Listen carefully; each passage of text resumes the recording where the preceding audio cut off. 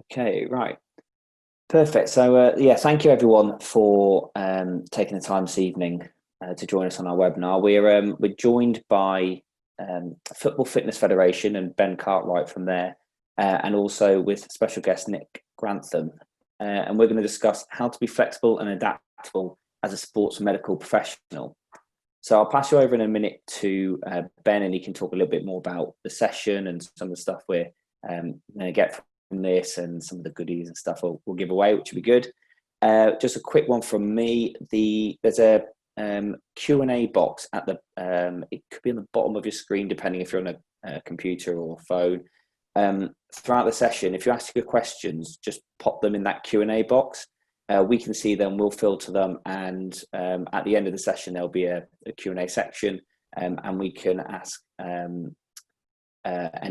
sorry, somebody just raised their hand in there, so that's good. And we'll filter them and ask the best ones at the end. So yeah, if you put them in there, and you can vote for other ones that you like. So if somebody else has wrote a question that you quite like as well, instead of rewriting it, just click vote on it and it should go to the top. So I'll pass you over to Ben, and he can go through a bit more and tell us about the session this evening. Yeah, cheers, Charlie. So firstly, thanks to Charlie and Physique for setting the webinar up, but special thanks to Nick for coming on. I'm sure you saw in the marketing that the areas that we're going to cover. So we're going to talk about effective communication, support and delivery, and then working in different sporting cultures. And we're going to try and split the webinar into 4 parts, essentially. So those are 3 parts, and then the final bit is going to be some Q&A. So we do encourage people to post some questions, like Charlie just said, in the Q&A box. But I'm sure many people know who Nick is.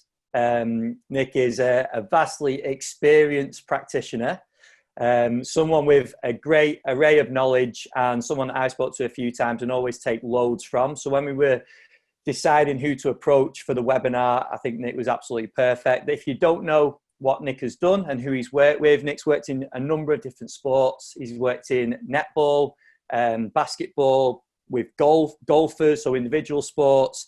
He's worked with ballet, and then other organisations like UKSCA, Nike, depending on where you're from,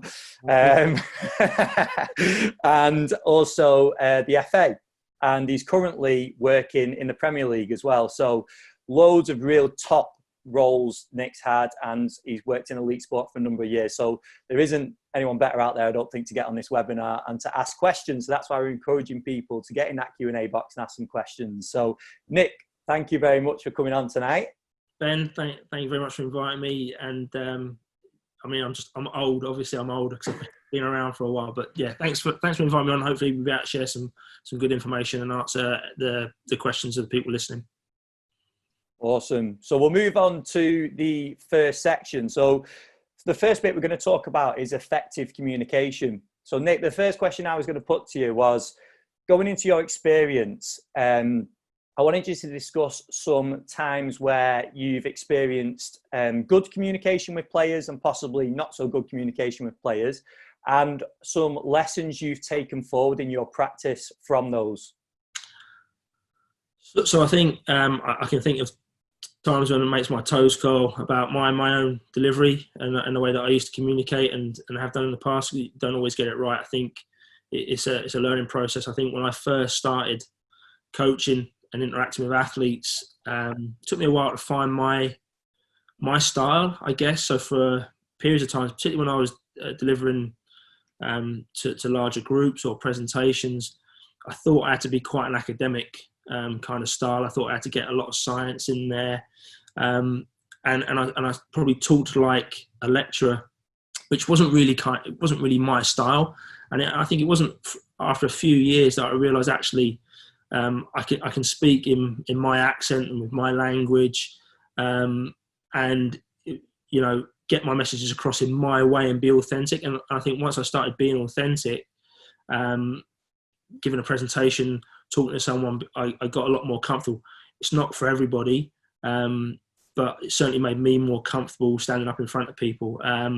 Believe it or not, I am an introvert, really. I'm quite happy in my own company. So whenever I'm in front of a squad or talking to a large group, I have to kind of come out of myself and kind of put on a bit of a show and be this sort of omnivert that for the hour I'm quite gregarious and chatty, but normally I quite like to be on my own. So in terms of communication, I think the ones that I've seen that haven't worked quite so well, probably from myself and looking at other coaches, is when it happened quite a lot when I was at the English Institute of Sport, and probably prior to that, when there was a lot of funding came into the UK, that we sort of brought in a lot of our coaches from overseas, and we had coaches that came from different training philosophies and backgrounds and coaching styles. And what you saw were they kind of parachuted in and almost tried to put that style onto the squad or athlete that they're working with, either in terms of the use of language, the way they conducted themselves.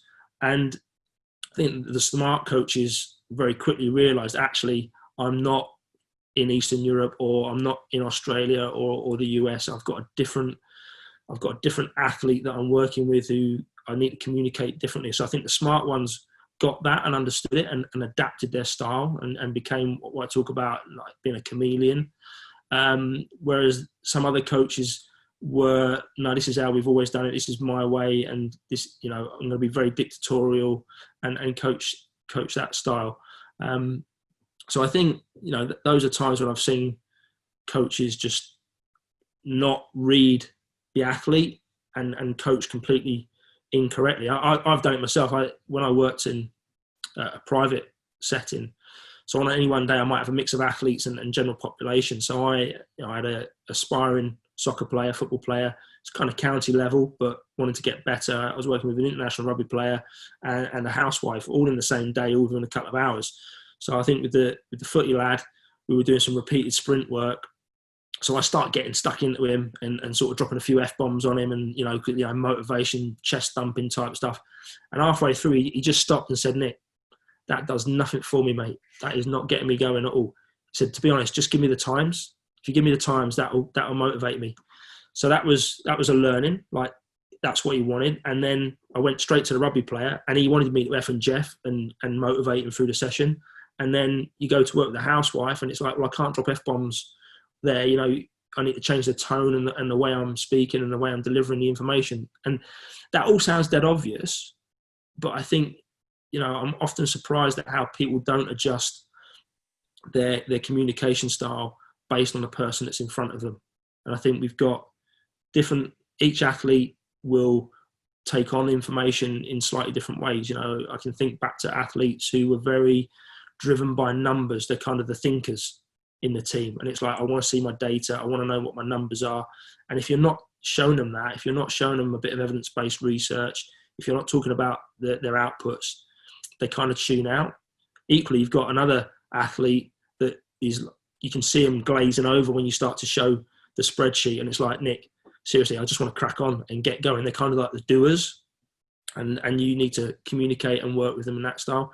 And then I think you've got your more emotional athlete where you appeal to their emotions about why you want to be doing something. If we do this activity, think what it's going to feel like when you've got that strength to make that line break or whatever it is that you're trying to develop. So I think what I've learned over time is all the athletes that are in front of you will all have different ways of absorbing information, different ways of taking information from you, and you've got to be able to adjust that as you go. And I think working across a wide range of sports, even like the non-verbal communication is massive. Each sport has a language, a uniform, traditions. And I know we talked about my consultancy with Nike. We were running a soccer project, a football project for them, and all of our kit arrived. And it's always good getting stash, but the stash we got was kind of basketball orientated, and we got like long shorts. And we just said to them, if I walk up to a Premier League football team and I walk into the reception dressed like this, straight away they're not going to know we're not football people, or they're just going to be like, who are you? So I think that first impressions, as much as your body language, the way you dress, the way you communicate is super important. I think one of the books that I'd recommend is from Seth Godin, Linchpin, and he talks about the importance of, yes, your technical skills, which you need to have, but actually the way you deliver the information is paramount. Yeah, Awesome. And then I know you touched on it a little bit there, Nick, in terms of language. Yeah. And how your language changes, and that's why it's great to have you on, because you've worked in a number of different sports with a number of different athletes. Yeah. But what I was going to ask on that was, in a team sport environment, so what you're doing currently and previously as well, obviously there's different personalities within that team, different people, different personalities. So how does that practically work for you on dealing, using different language or different approaches when you've got so many people to deal with? It's challenging. I think probably sometimes I feel a bit like I'm a schizophrenic, or I don't know what the age of the people viewing are, but if you look at Wurzel Gummidge, back in my childhood, Wurzel Gummidge was a scarecrow that used to put on a different head, and that would change his personality. And I almost sometimes feel like I've got all these different Wurzel Gummidge heads that I have to put on, because you're right, within a squad, you've got 25 different personalities. You know, you've got some people that, like I said, are the thinkers and want to spend a little bit more time with them individually. You've got others that operate better in a group. So you do find yourself changing. And my wife, I worked in action sports for a short period of time with downhill mountain bikers, and they're very different to any athlete that I'd ever worked with before. The language is, you know, they talk about gnarly and let's send it and dude and all this sort of stuff. Language that I would never use. And one of my riders, she phoned up when I was at home, and I took the call, and I'm talking to her, and I got off the phone. My wife's looking at me. She's like, "You're 48. You do know you just said gnarly, rad, send it." And I'm like, "Okay," but I had to speak her language, and I think that's what a lot of practitioners aren't always comfortable with. You know, it's not, when I'm working with athletes, it's not the time for me to show them how intelligent I am and what big words I know. It's about communicating in a language and in a manner that they understand, and doing it that way. So whatever gets the message across, if it's a silly analogy, I'll use an analogy. If it's a drawing, I'll do that. If I have to say gnarly and let's go and send it, I'll say that. You know, you've got to be able to adapt, I think, to have an impact and a long-lasting career, I guess. And just on that as well, how easy do you find it is getting to know each individual within that team environment? Because again, you've got a lot of people to deal with, and we're not just speaking to people within teams, but I think it's a good opportunity to tap into who you've worked with to see how you approach that. Yeah, I think it's difficult. And again, being kind of introverted, it is challenging for me to have those conversations with people. But I think the England rugby team did it. One of their things that they worked on was every member of staff, or every member of the squad and the staff, had to learn 3 things about each other that were non-rugby related. So, you know, it might be that one plays the guitar, they like to eat Mexican food, and they like nights out at the cinema.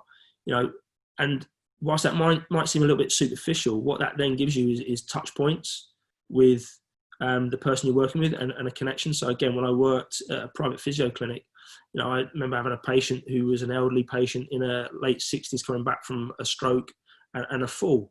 Now, you know, what have I got in common with her? Well, not a huge amount, but actually she was not dissimilar to my parents' age, and they like to go for walks on the National Trust. So we would talk about that, and I'd say, well, my mum and dad are coming up to visit in November. Where's a good place for them to go? Which National Trust site would you recommend? And again, it seems kind of throwaway and obvious, but those little conversations, and knowing how many children your players got, or that their partner's pregnant, or that one of my players' favourite films is the Harry Potter series. You know, all of a sudden it's like, well, I'm not a massive fan, but my daughter loves Harry Potter. Which is your favourite? Well, it's Harry Potter number 4. Oh, I don't like that one. All of a sudden that's got a connection, and it's a relationship. And I think, you know, even in a busy physio practice or an NHS department where you've got a throughput, if you can find one thing in common with your patient, the next week they come in, you can ask them about, you know, what did you think of the latest Netflix documentary about Tottenham, which we've just been talking about. You know, straight away, if they're a football fan, they're engaged with you. And then you say, oh, well, actually, a lot of football players do this exercise as part of their rehab. And then you've got them. So I think it's super important to try and develop a relationship. You have to know the boundaries between a personal relationship and being personable. And I think that's important. Coach that I worked with for a long time, a physio, Grant Downey, I remember him saying to me when I was at his club, he said, Nick, I'm friendly with everybody, but none of them are my friends. And that might seem a little bit harsh, but I think not so much for me now. I'm 48, 20-year-old players don't want to be my mate. But certainly when you're a younger practitioner going into a sport where you're probably surrounded by your people of similar age, you just have to keep it as a professional and be personable, friendly to everybody, but be careful of crossing that line. And you know where that line crosses instinctively, I think. Yeah, definitely. And just before we move on to the next section, guys, which is support and delivery, I just wanted to say that we're encouraging people to ask questions. So I'm sure there's some questions you've got from that first section that we've covered there. So please post them in the Q&A box. But we're also going to be giving away some of Nick's books. So I'm sure you've seen these, your higher books. So we've got a number of different copies to give away here. So please post them, and we're going to pick some of the best questions at the end. So post them. I can see a few questions coming in already, but we will get to it in the last 15 minutes. So we'll get through these first 3 sections, and the last 15 minutes we'll go to all your questions. So just keep posting them in there. I'll tell you what I do as well, Ben. If people aren't particularly interested in the career development side of things, I can sort out some copies of the Strength and Conditioning Bible if people want more of a sort of a physiology, strength and conditioning slant on it. So we'll sort that out as well. One thing I was going to say in terms of the communication before we move on, if people are interested in how do you deal with all those different types of individual athletes that you've got, then definitely the one resource I'd look at is Brett Bartholomew's Conscious Coaching. He talks about the archetypes, and he's got all these different archetypes of athletes. And you'll read his book, and you'll read about the kingpin or the fighter or whatever other sort of archetype he's got, and you go, I know who that player is. I've got 2 of those in my club, or I've got 2 of those patients. And it's a lovely book, and it gives you really good insight, and it's well worth getting that on your bucket list. Awesome. So next bit, support and delivery. Yeah. So the first question I was going to ask on that was, can you discuss some instances you've seen coaches make mistakes when presenting information? That information could be anything. So from a physio point of view, it could be some scan results or something like that. From a S&C, sports science point of view, it might be some data. But some mistakes you've seen coaches make, and how we can go about those mistakes and make them better. So I think, like presenting data, you've got to be, firstly, you've got to be absolutely sure of your data, particularly if you're working in a squad, because in a squad, you've got what one of my Australian coaches would call bush lawyers. So you've got people there that will be able to pick holes in your data. So, if you're going to put it out on display and say, right, well, your jump height's the lowest, therefore they'll go, yeah, but I get the most headers out on the pitch, so who cares? And it's that sort of thing. So I think, like, present your data, but consider how you're doing it and make sure that you really know what your numbers are, and whether you want to have tables that are on display and you rank them, or whether you just talk to people individually and let them sort that information out. My preference is, if we're talking about fitness testing data, is you give the individual the feedback, and if they decide to share that with the group, that's up to them to do. I think the use of technology is good in the weight room where I work. So things like Gym Aware, where you've got augmented feedback, that does allow you to get real-time feedback for the individual. But you can also have some leaderboards on there if the environment is right, and that can drive competition and can drive performance. So I think using augmented feedback is really good. I think examples of where I've seen information disseminated poorly, the old days of sports science support, which was, I have to say, primarily driven by academia at the time. They were the ones providing science and had the facilities. I saw a lot of athletes coming back from sort of fitness testing days with what looked like an undergraduate dissertation written in Times Roman numeral font, black and white. And I'm thinking, and you talk to the athlete and say, what did your report say? Like, I don't know, I got to the first paragraph and fell asleep. So I think people are a lot better now. And I know certainly when we've worked with coaches, we think about, again, how does the coach want to receive the information? Do they need lots of text, or do we make it look appealing and visual and just a couple of bullet points? And then if they want to delve into more detail, then we can have that extended conversation.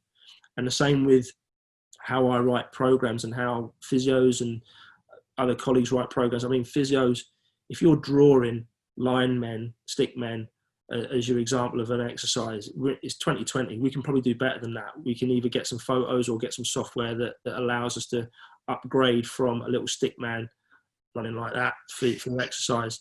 And what I really picked up in more recent years is, my programs were designed to appeal to me and my colleagues, so that if one of my colleagues picked up a 4-week plan, they'd look at it and go, oh, that's lovely. Look, he's got a nice spreadsheet there. He's got his data written in there. Oh, isn't that good? Again, that goes into the hands of an athlete and it's thrown away. So I've got all different types of templates. Again, the way that I'd match the template depends on how much information I want to get through to the individual. And it's now much more visual. If I can, I get pictures of the individual. Easy if you work in sport, but even with private clients, I'll say, give us a photo of you doing your 10K charity run and get that on the front page, so it becomes their program. If it's a rehab program, I don't call it the ACL rehab program. It's like whatever their purpose that they're getting back for. If it's return to football, it's pre-season match 1 program, or it's running a charity 5K, or it's the sit to stand program, so that you're making a connection between what's on paper and what they're trying to achieve. So I think just trying to make things a lot more visual, easy to understand, and that connects the dots between what they're doing and what they're trying to achieve is really important in terms of getting the information out there. And that's in terms of like sitting down with someone, isn't it? So it might be sitting down and presenting a program to a player or a client, for example, in private practice, but also information in passing as well. Because I know it's definitely going to be the case in team sports, and it might even be the case in private practice, that it might not always be that you can sit down with someone and present something and put it out on the table. It might just be how you use, and this ties in with what we spoke about before, your language and being precise with what you're meaning. So how do we be precise, and how do we make that impact with someone in without waffling on like I'm doing now? I think I first saw Vern Gambetta say this, and I've kind of stolen it. And if I say it enough, people think that I thought of it. But Vern Gambetta talked about good coaches tweet, and this was when tweet was restricted to, I think, 40 characters or less. Doesn't work quite so well now. You can say more, but I think the best people kind of learn to say what they need to in the least amount of words. And I think that comes with experience. I think that comes with knowing your subject and having the confidence of saying something simply. Again, I think people say you don't understand it well enough if you can't explain it simply. And I think that is true. So I think it's something you will work on as you go on. And it's just try and give the information and then sit back and wait for a response. Often you see people over coaching, and whether that's an S&C coach or whether it's a physio, people are midway through an activity and they're bombarding them with, get your hips down, keep your heels on the floor, don't let you wet. And the poor patient is like all over the place, doesn't know whether they should be coming or going. It's like, if you've prescribed the activity in the right manner, and it's appropriate for they should be able to do the repetitions without their knees exploding or their back blowing up. So let them do it and then debrief it. So I think it's trying to think logically about what you're doing, having, resisting the temptation to always jump in and fill the silence. Allow a little bit of silence, allow a little bit of time for the information to sink in, and then give your coaching point and withdraw. And the next thing we're going to touch on is, I think something that's very important, is active listening and understanding other people's situations. So again, this relates to anyone working in team sports. It might be other practitioners within that club, other the players, for example, any other role. But in private practice, it could be the client.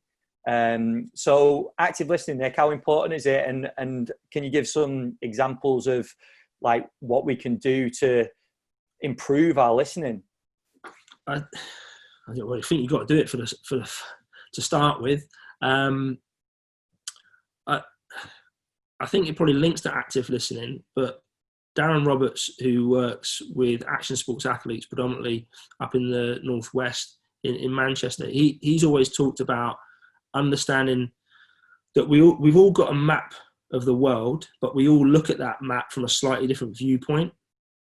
And so we can be looking at the same terrain, but from my viewpoint, it's going to look completely different to yours. You know, if I'm at the top of the mountain and you're at the bottom of the mountain, we've got a totally different perspective on that map. And I think that's kind of where the active listening comes into it, is, you know, really listen to what someone's telling you about their situation, show some empathy for what's going on, you know, and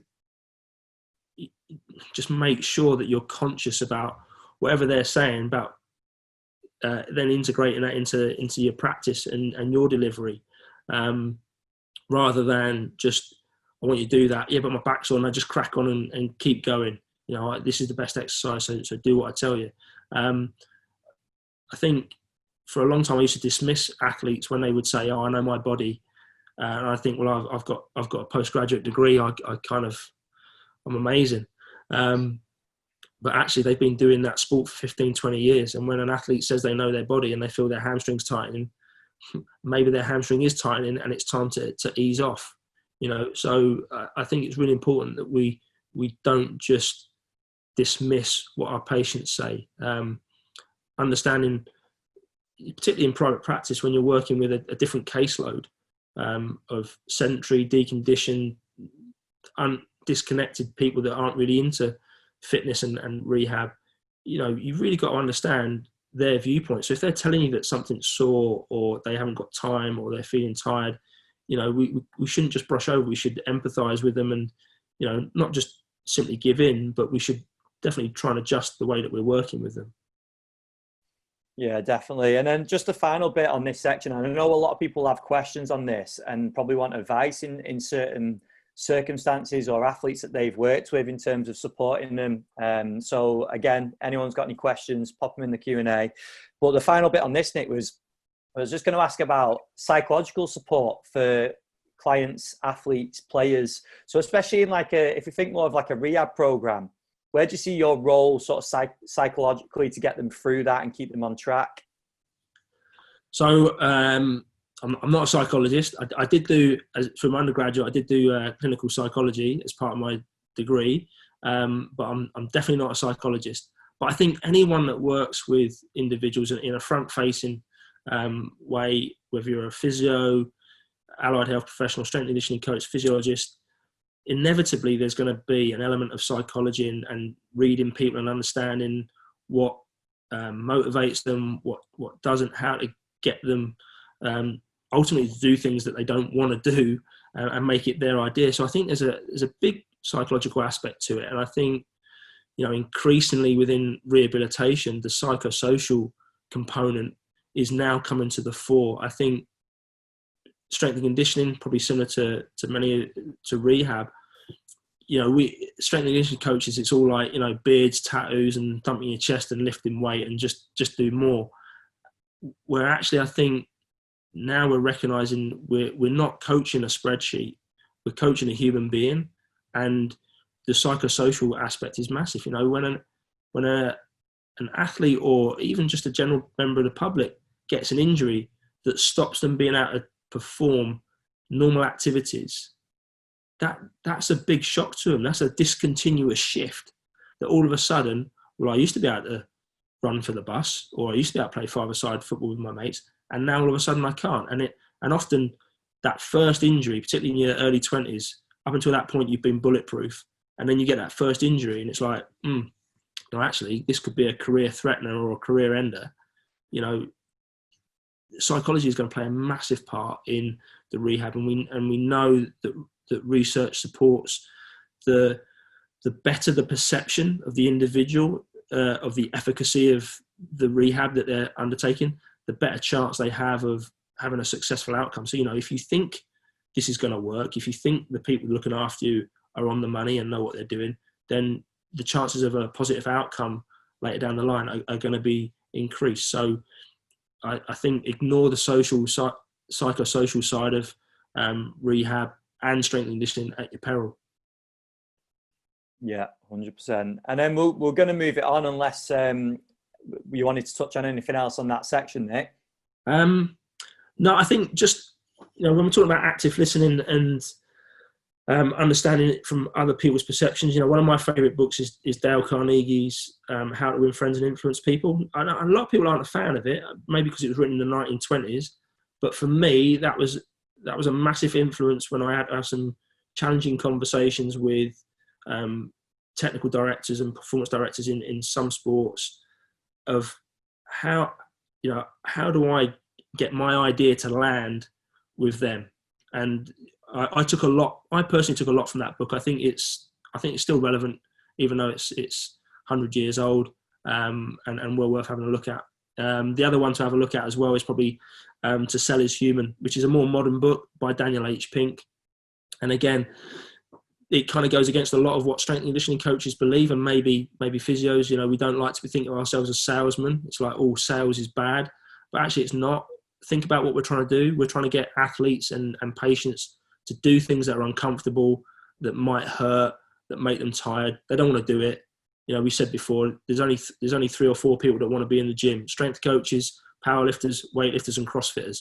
Everybody else wants to be out doing their sport or their activity. They're only in the gym because they kind of have to. So, two great book recommendations on that sort of subject. Yeah, I've read the Dale Carnegie one, and I really like it as well. I know there is a few critics, but I've took loads from it. So for this next 15 minutes, we're going to talk about working in different sporting cultures. Yep. So the first question I was going to put to you was, how do we smoothly get integrated into a new environment? And this, again, if we're talking from the physio side, this could be going into a new practice or getting a new client. From a team sports side, it could be going into a new club and working with new practitioners or new players. So some discussion on smoothly getting integrated into a new environment. So I think that there are 2 approaches, really. So the first approach, which might not be the smoothest way, is to adopt the sort of the superhero approach. So, you turn up at a club or a practice or a department and it's a mess, and you're going to go in and save the day. And normally that creates a lot of destruction and a lot of collateral damage. If you watch these superhero movies, X-Men turn up or the Avengers turn up, sort everything out, but then the city's completely destroyed. No one seems to remember about the council tax bill after they've been in town.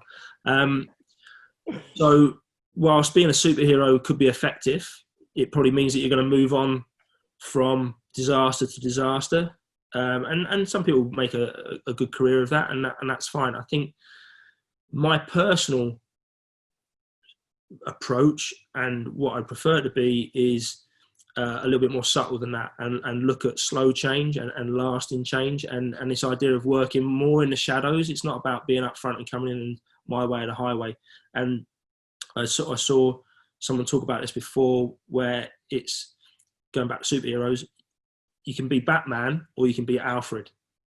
And if you think about the films, Alfred is the one sowing the seeds and doing the work behind the scenes, and Batman's going out there and getting the girls and beating everyone up and looking cool in his kit.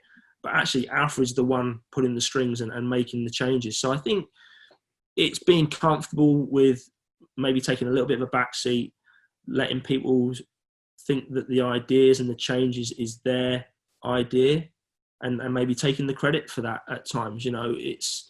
It takes quite a bit of humility to do that, but I tend to not rush in, not make big changes overnight. I think maybe for the first few weeks, people might wonder what the hell you're actually doing at work, because you're just sitting, observing all the things we talked about before, having conversations with people, finding out who the most valuable players in terms of the voice in the locker room is, who's the person that I need to watch out for, what are the connections between different staff members.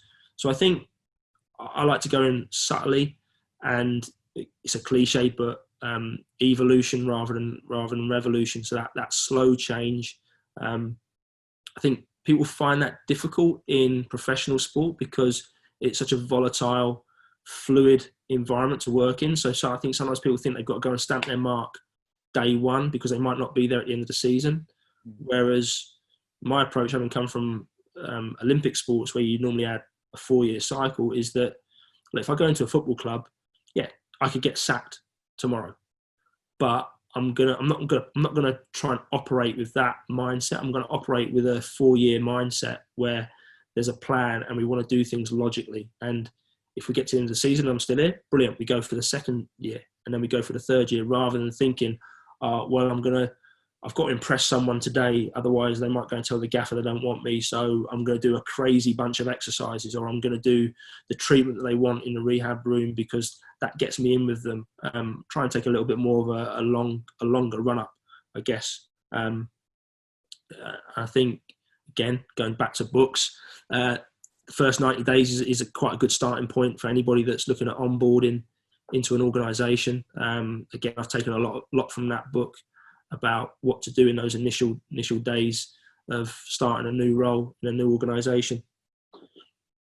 And just a couple of things on that, Nick. Do you think your approach has changed through your career with that, or has that always been the case with yourself, that you've took your time and sort of edged your way in, or did it start at the start of your career? Did you have that sort of approach where you wanted to go in and make changes?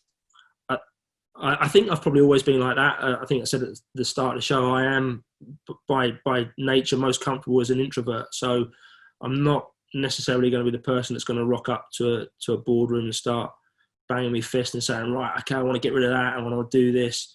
I'm quite happy sitting back and seeing what's going on and taking time to observe the room and who's saying what and where we're at. So I think my natural disposition is to do that. I know of coaches that have the polar opposite, and they go in and it's a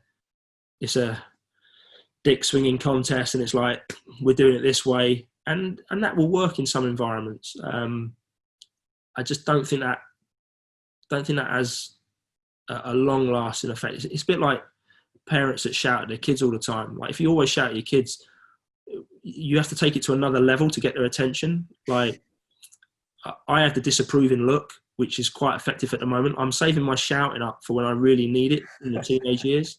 And I think that's the same with going into a new environment. Like, don't go in there guns blazing day one, personally. And then the other thing I was going to ask on that was how to impose your philosophy. So if we're not going to go in all guns blazing, I know you've said it's contextual and dependent on the person, but how do we then impose our philosophy to whether it's a clinic or a team or whoever we're working with? Yeah. So first of all, I wouldn't impose it. I would go back. I'd definitely look at To Sell Is Human by Daniel H. Pink. But I think some of the things that we've got to get in our mind is that we're trying to shift people's paradigm or training philosophy or rehab philosophy within a department. We've got to bring them with us and kind of move it along gradually. So there are a few things that I've done at clubs where I've wanted to change the training culture over time. Colleague Mark Jarvis, who's at Southampton and was at West Brom before I went in, talks about positive pollution. And I love that phrase. For years, I'd get really upset about people doing exercises that, in my opinion, were contraindicated or just rubbish exercises. You know, why are we doing vanity abs? Why are we doing bicep curls? It's not functional. I had a gymnast that I worked with. I used to ban him from bicep curls. And he wanted to do them because he wanted to look good when he was on top of the podium, when he'd won, that he could give it double bicep pose. And his biceps were massive anyway. I'm like, we're not doing them. It's not functional. So he wouldn't do them. And then we've remained friends since. And about 5 years ago, he said, Nick, you never let me do bicep curls. I was like, yeah. He said, after the training sessions, I just used to go back in and do bicep curls and be gone. So, and I engaged with him properly? No, I'd missed a trick. So what's better is this idea of positive pollution. It would have been better to say, okay, you can do your bicep curls, but if we're going to do that, which is the pollution, let's do a couple of these exercises that might counteract it or do it in a more functional manner. And I'm a lot more comfortable with that, particularly in environments where you've got hard to reach clients or patients or athletes.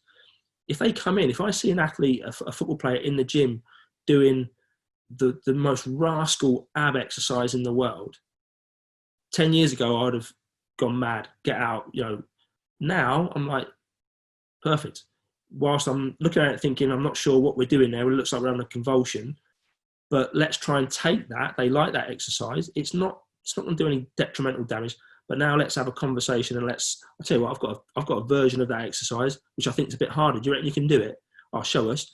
Then you've got dialogue, then you've got conversation. So I like the idea of positive pollution. Hiding the veggies. So if there's stuff that you want people to do, again, similar to positive pollution, mixing it into stuff that they're already engaged with and bought into, making it their idea. So that goes back to work from Dale Carnegie and this idea of leading from the shadows. Give people choice and the perception of choice and autonomy, and say, look, we can do it this way, or we can do it this way. You choose which you want to do. Now, if I've given them the choices might be the same, just dressed up slightly differently.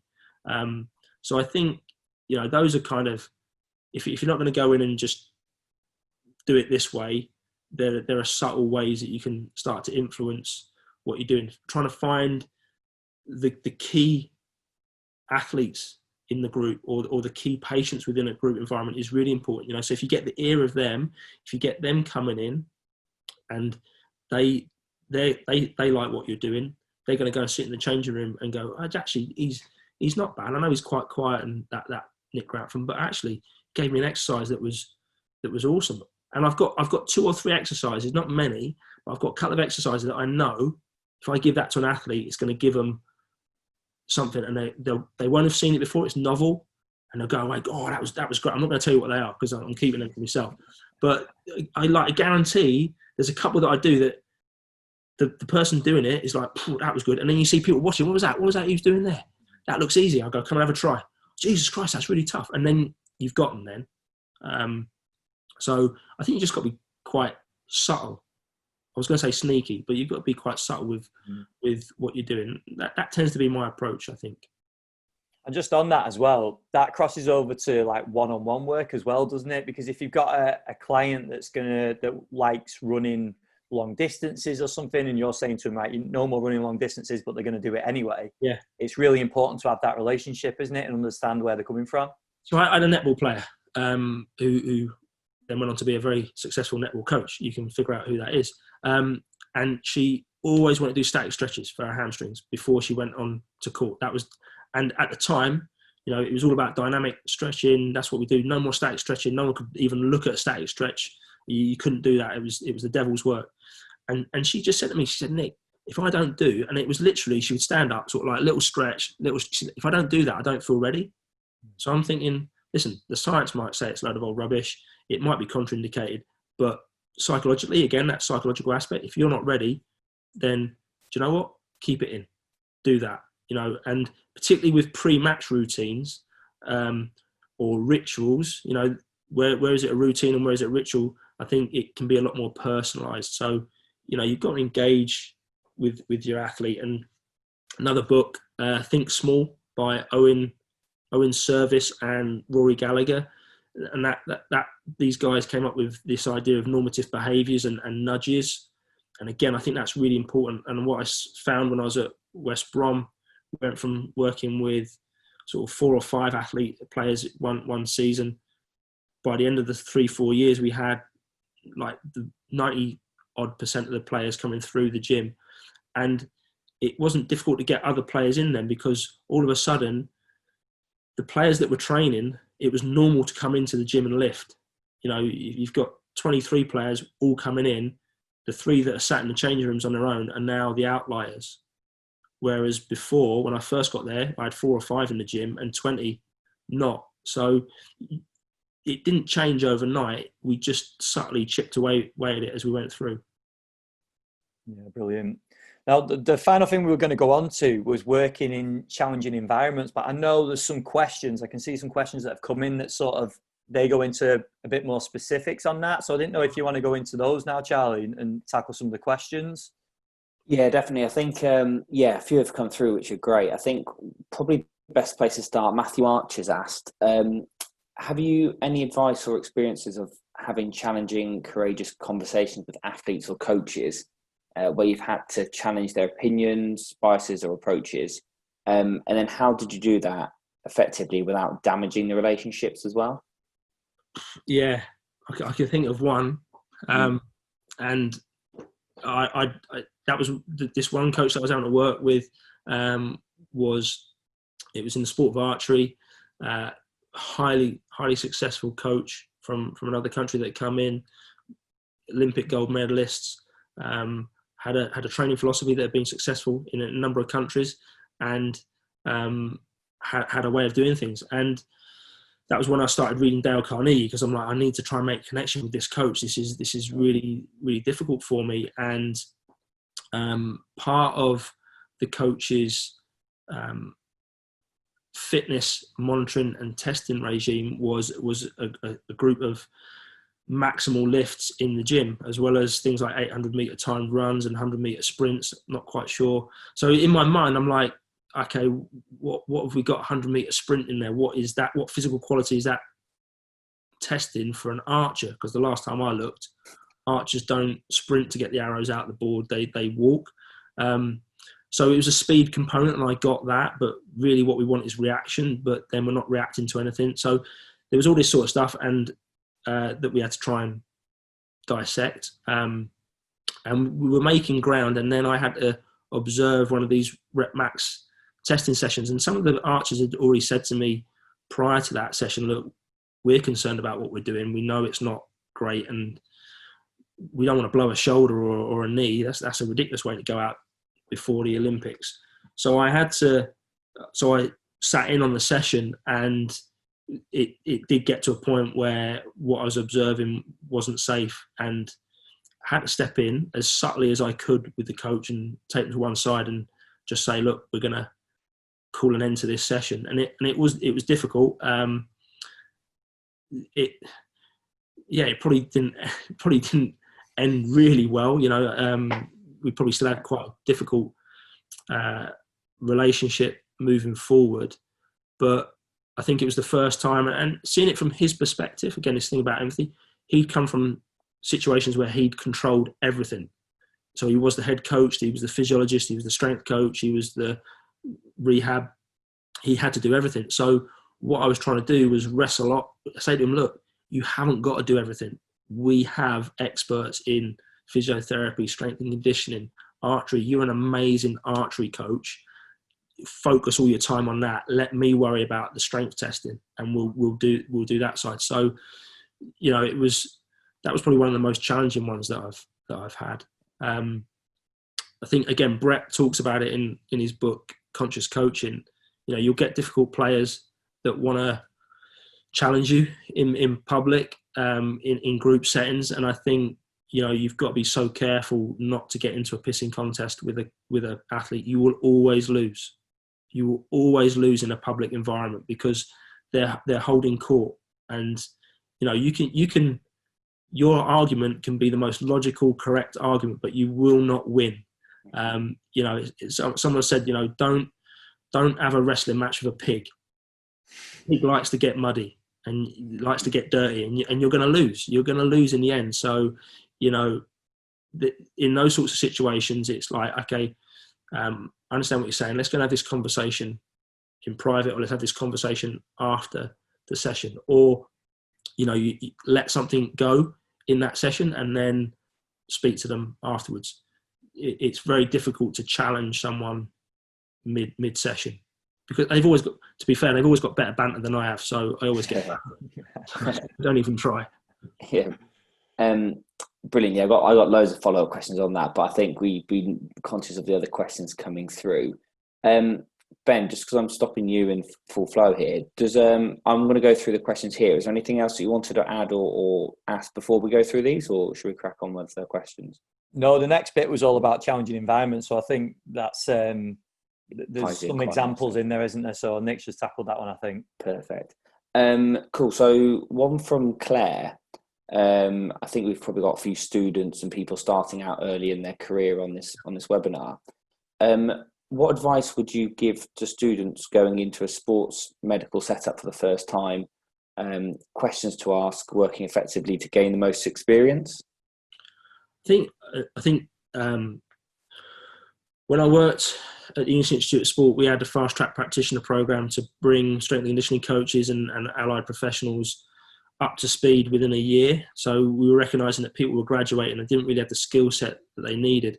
So we had this year-long program, and one of the components that I built into my framework for the interns that I had was that they had to spend time shadowing and observing all the colleagues within their interdisciplinary team.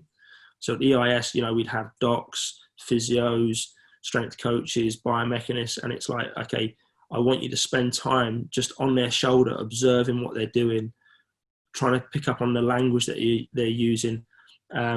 If you've never been in the gym before as a physio, go in the gym and lift with them, learn how to lift. Equally, as an S&C coach, maybe learn to do some strap-ins, learn some basic soft tissue work. Not that you're ever going to be called upon to give a massage or do the strap-ins, but at least you understand the language that's being used, the different ways that each practitioner approaches things. So I think my advice would be, if you're fortunate enough to be in a multidisciplinary or an interdisciplinary team with allied professionals, just immersing yourself and spending time with each of those people and learning that language is really important. And if you haven't got it in that team, then seeking it out in other environments is really valuable. Brilliant. Yeah, definitely. I think the language and understanding what we talked about before was, understanding different people and personalities and stuff, I think is a key takeaway from that. Yeah. So Kate's got a good question here. So she's a female working within sports, and most of the other professions are male. So most of the other people in there are male, quite a male-dominated industry. Do you find you have to adapt your communication approach towards female professionals, or do you approach it in the same way? I suppose it's generally if it's females, or it could be, I suppose, different backgrounds, different people. But it'd be good to get your thoughts on females working within the industry and stuff. Yeah, I think if I'm talking to a female colleague, no, it doesn't matter whether you're male or female. You're there by your qualifications and your experience. So I've just talk to you normally, and if you're in that environment, then sport is particularly robust sometimes in the language and what goes on. So I'd imagine that people would be aware of that and used to that, and I'd communicate to just as I would anyone else, really, and what is socially acceptable outside in my house and on the street, I'd be the same. I think in terms of working with female athletes, and I was talking to someone this morning actually that said this to me, and Brendan Appleby, who's a conditioning coach in Australia, I think said this, and I think broadly it's kind of true. Male athletes need to respect you. Female athletes need to trust you. Now I think all athletes need both that trust and respect, but I think that is kind of, it does draw out, I think with the female athletes that I've worked with, once they trust you, then they're far more likely to engage and want to work with you. And I think with male athletes, there's almost that respect of, well, I need to respect, can he do X, Y, and Z? So I think that would be the same if you're a female working in that environment. They need to trust and respect the things that are important. Hopefully that answers the question. Yeah, it does, definitely. Got another one here. Matthew Archer's got another question to say, what's the biggest adaptation to your communication style that you felt you had to add to your toolbox that was inauthentic to you or challenging for you to adapt to? So touching upon at the start, which was the sort of effective communication stuff. Yeah. So I don't think she'd mind me saying, Rachel Atherton, who's downhill mountain biker, is she's probably a very different personality type to me, and she's a very emotional, huggy type person. And like anyone that knows me, my wife just always, I'm not really a hugging kind of person. really. And I'm quite socially awkward with hugs and kisses. I never know when to give someone a kiss on the cheek or not, or to shake hands. And it took me and Rach a while before we realised that there are certain situations where it's okay to hug it out. And there was a big win. That's a good time to have a hug. And there was some big crashes and injuries, and it was okay to be a little bit emotional and do that. So I think that would be one area, being a little bit more in touch with my emotional side. And I think also the other side that I've probably grown into is relaxing a little bit. And again, I've probably got the mountain bikers to thank for that, is relaxing and smiling and having a little bit more fun with sessions. I still find that sometimes difficult. I've got colleagues that are just really good, can come up with games to play with people, and they do that straight off the cuff. For me, it takes a little bit more work. I find that more challenging. So yeah, I get really annoyed when I see some of my mates that are really good at that. People like Neil Parsi and Ben Rosenblatt. It seems to just be easy for them to have a bit of banter and get people going. I'm stood back thinking, all right, I need to work on this a little bit more. So yeah. Cool. Okay, I'll pick another question, and then Ben, I don't know if you can have a look, if you want to have a see if there's any that you think would be worth as well. Thomas is asking on here, as somebody that has been involved in multiple sports, do you feel that this is better than being an expert in one? So basically, is it better to be, I suppose, master of, jack of all trades, master of none type stuff, or expert in one field? What do you think? A specialist generalist, I would prefer to say. So I've got bias. So my bias is 100%. I think diversification is the key. I've just read David Epstein's book, Range. And again, the reason I like it is because it speaks to me massively and gives me confirmation of what I believe.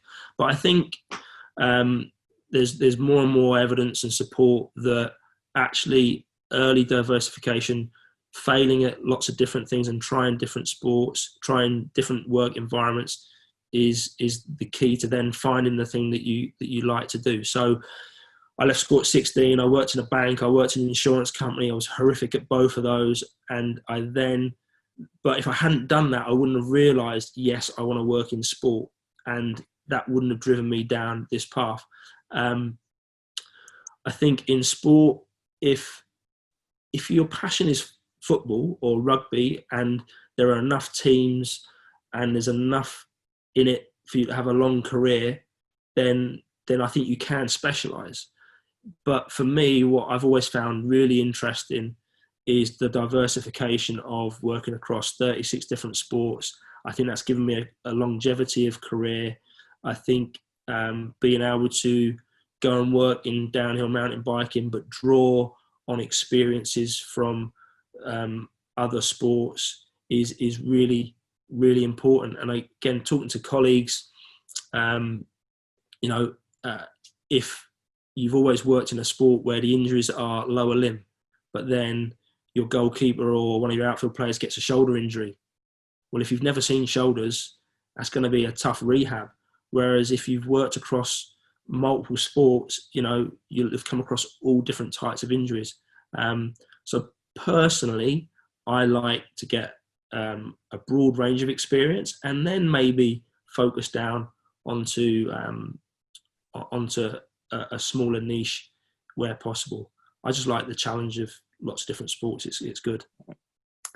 Yeah, definitely. And like you say there, you can come across different problems, and if you work in the same sort of sport, same sort of injuries, then you can kind of be stuck doing that. So yeah, no, that makes sense. Ben, anything that you want? Any questions that jump out that you want to ask? Yeah, so there's some great questions on here, to be fair, but a really quick one, Nick. Top 3 S&C books you recommend? Oh, Strength and Survival. Yeah. It's upside down. I think. What? Nick Winkelmann's new book, I think, is well worth having a look at. I'm just going to try and think I've got I've got one of my other flaws is I've got terrible memory and terrible recall. What I'll definitely do though is put something up on Twitter after this, or we'll put, maybe if you've got show notes, I'll put my top 3 S&C books in the show notes. If that's all right. I'm sorry, that's a cop out, but No. I'm And rubbing then number and stuff. there's another one on here, Nick, that I think is really good. So Geffin's asked, how do you approach the discussion where you must balance the needs of the team versus the need of the player? So, for example, a key player has a slight injury which ideally needs rest, but the coach and team need them patched up and able to play that important game. Yeah, usually that happens. Usually people have those discussions that are above my pay grade. I mean, that is a difficult one. I mean, ultimately that comes down to it's either your head of department or it's the coach's decision. Normally what we would do is present all of the facts. So it's rare that a full squad will take to the court or the field fully fit. You know, you will always have athletes carrying some sort of knock or injury going into a sport environment. You know, sport's not great for your health. Newsflash. So I think what you have to do in that situation is say, look, you know, player has X. We feel based on where they are in their rehab or on the numbers that we're seeing that they are, you know, 70% fit. You know, so we think you can have them for 60 minutes realistically. You know, and if the manager's saying, yeah, but I need them for 90, you can say, okay, well, you can have them for 90, but the risk is then going to go up increasingly. So I think it's having that conversation with the player and the coach so that everyone's aware of what's going on. Sometimes the players want to play extra and you're trying to protect them and say, no, actually, I know you want to play that game on Saturday, but actually it's better that you sit out that one and maybe come on as a sub and then you'll use later on. So there's no simple answer. I think what you have to do though is try and combine your subjective, your experience as a practitioner with some objective markers, and then take that to the athlete and the coach and go, right, you know, we can play you.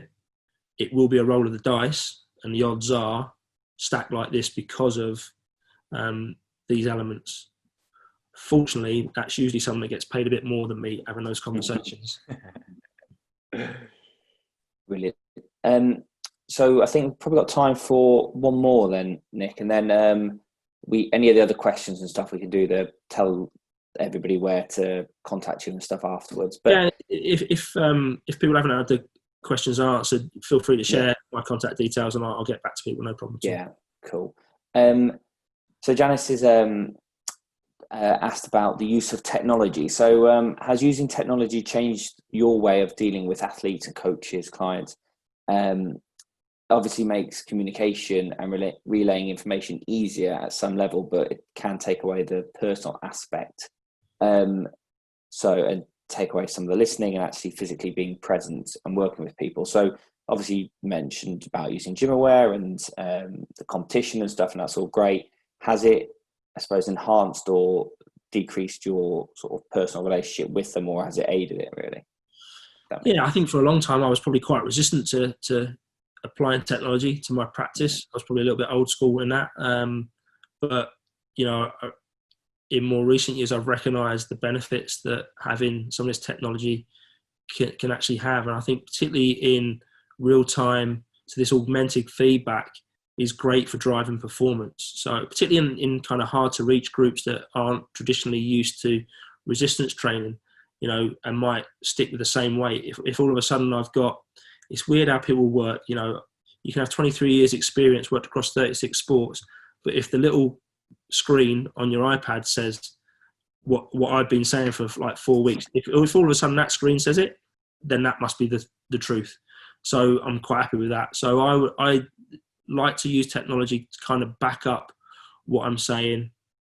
So if I've been telling a player that they can lift more, if all of a sudden the technology says that you can lift more, then brilliant. They're probably going to do it. I think also technology, great with things like Zoom, and there's lots of online platforms for program design now that you can use. I think the days of stick men and physio tools should be over now. You know, there are some really good, affordable online platforms with video content, images. You can put your own practice images on there as well. I think are really useful. So I think it's good if you work in a private setting or an NHS setting. The fact that most of your patients will come in with a phone, again, there might be some restrictions, but if you can ask to use their phone to film them or take photos of them, so it's their phone, it's their image, you know, straight away they've got a video of them doing the exercise, which they can take home and look at. So I think that's super useful as well. And again, going back to work with Rachel, you know, I used to do all these kind of fancy programs and videos, and she said, Nick, they're great. She phoned me up one night. She's like, I can't remember those 4 exercises. Can you just do them now? And I'm like, well, I was like my kitchen in my jeans. She's like, no, just do them and just send us the rough thing. So again, it doesn't always have to look perfect. Just a little visual that they can get on their phone is really useful. So I like the use of technology, but don't lose your clinical coaching skills and your clinical skills and that gut instinct. It's not all about the data. You the practitioner, have to interpret that data and how you use the technology to inform your practice. I think that's really important. Brilliant. Is there before we sort of wrap up and question, is there any sort of final thoughts or anything you guys want to end on, Ben or Nick? No, I honestly think I knew this was going to be good. I knew there was going to be loads of good takeaways from it. So no, I just want to thank Nick for coming on. I think it's been great, and I hope everyone's taken plenty from it. So thanks, Nick. Yeah, no, thank you very much for inviting me on. I've enjoyed the sort of discussion approach rather than a formal presentation. I think probably, hopefully, the listeners have got a lot more from it. And as I said before, if they want to ask me questions, then they can come back to me with that, and I'll do my best to answer any questions they've got. Where can they find you then, Nick, if they've got questions? Social media wise, Twitter, it's Coach Nick G. I'm not on there a huge amount, but I'll check in after this one. Instagram's just a nicer place to be. No one gets into fights on Instagram. On there, I'm Nick Grantham _coach. And then my website, which is just about to be updated, is nickgrantham.com. So once that's fully up, at the moment, if you click on it, it's kind of the old one, but within a week, it'll be the new one, and that will be a lot easier to navigate through. But all of those. And if you want to email me, nick@nickgrantham.com, and I'll do my best to get back to you. Perfect. And I'll send all those links to people in an email in the next couple of days with the recording and stuff. So that's great. And obviously, thanks, Ben. Thanks, Nick. If you guys want to see anything from Football Fitness Federation as well, we'll put all the links and the bios in for that. There's some great stuff in there. And obviously, from what Nick just said as well, we can send all the links from there. So I think... Sorry, Charlie, just a final thing. We were going to say to give some books away, just to follow up on this webinar. If you guys share your biggest takeaway or a screenshot of the webinar onto social media, so Twitter, Instagram.